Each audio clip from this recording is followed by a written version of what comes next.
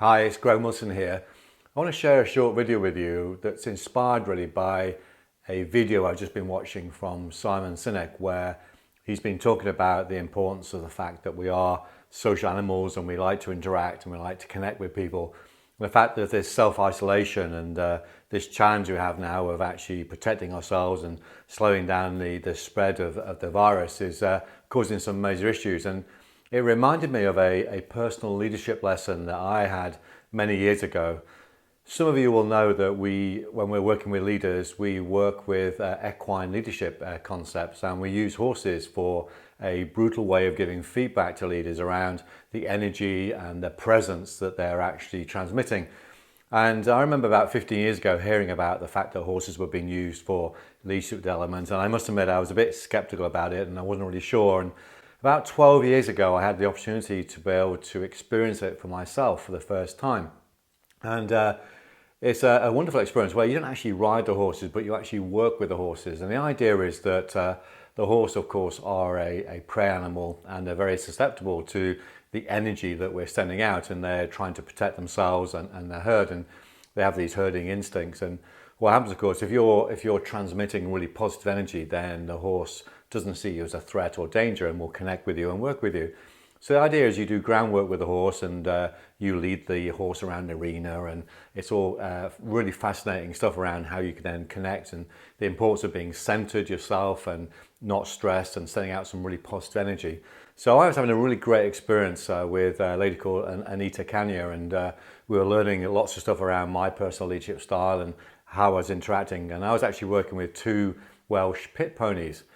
And after a little while of working with them and using energy and centering and using the authentic approach to leadership, I was asked a challenge to stand in the middle of the arena and be able to then send these pit ponies to the corner of the arena.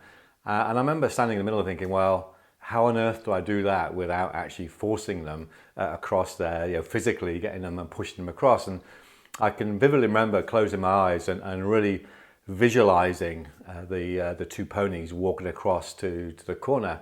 So there I was in the middle of the arena, eyes closed, thinking about it, getting centered and visualizing these horses, these ponies going across the arena. And when I opened my eyes, lo and behold, I don't know how it happened, but the ponies were actually in the corner of the arena. And I remember Anita looking at me and thinking, how did you do that? And I was looking at her thinking, I don't know what I did, but it's happened. So she then said, well, go and connect with the horses and we'll go and do some other work. And I remember going across to the horses, the ponies, I should say.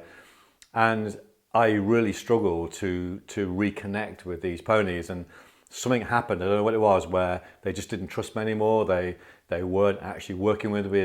They saw me as a threat, a danger. And it took me a good half an hour just to be with them, stand with them, connect with them, create a trusting environment before they start working with me again. And when we reviewed that and reflected on that and thought about it and pondered about what happened, is I'd learned a really great lesson around leadership. And I have a natural style of empowering people, and I love the fact where you can give direction, set purpose, give direction, give people autonomy and support, and people go away and do things. But what I learned from that is it's very easy for people to feel disconnected, for people to feel abandoned maybe. And what I learned from that, of course, is that even though people aren't working with you, maybe not in the same office or same environment, they need to have that identity, they need to have that connection. And I think, based on what I was listening to Simon Sinek this morning around his video, he was saying the same thing really, is we've got to be really careful now, haven't we, how we're now working these teams, but these teams are now virtual, and these teams are going to, perhaps some people are going to feel a bit isolated. They're not going to be able to cope with it. They might feel a little bit abandoned. They might feel burdened, not really sure how they're going to do it. So my video today really, and the lesson I learned from that a long time ago was, we need to still stay connected. So I'd urge you to have a think about that. If you're a leader of a team and your team are now dispersed and they're working from a home environment and say self-isolating, then what are we actually doing to make sure they still feel part of the team? We're tribal, we're social animals, we like to connect. So how do we create that sense of togetherness when we're not together? We're in this virtual world. So there's lots of techniques and tools. And my thoughts around keeping in contact, using technology wisely, using the right technology, setting up the drumbeat of the team, making sure the team know what the purpose is and reminding them of the goals and direction, but letting them know that you're there, and maybe having those little buzz groups, those huddles, those 10 at 10s, and maybe setting up a set of meeting routines where some are just around just getting together for a few minutes virtually, and understanding how people are feeling and what's going on, and having those social updates, having coffee together, and doing that virtual as well. And we're finding that with our team now as well. We're now dispersed, we're working from home, and it's really fascinating how actually we were saying the other day that actually we seem to be in contact and having some really good debates and discussions a lot more than perhaps when we're in the office, when we're busy doing stuff. And I think that is really important to think about as a leader, is how do I stay connected with my team? How do I make sure that I'm there, I'm supporting them, we're still operating, we're still delivering, and they feel part of this team, yet they're out there doing the work. And of course, we can then take advantage, can't we, of working from home and the advantages and freedom and flexibility that gives us. So have a little think about that, and just remember that lesson I learned, that it's very easy to send people away and feel like you're empowering them, but in fact they actually feel abandoned.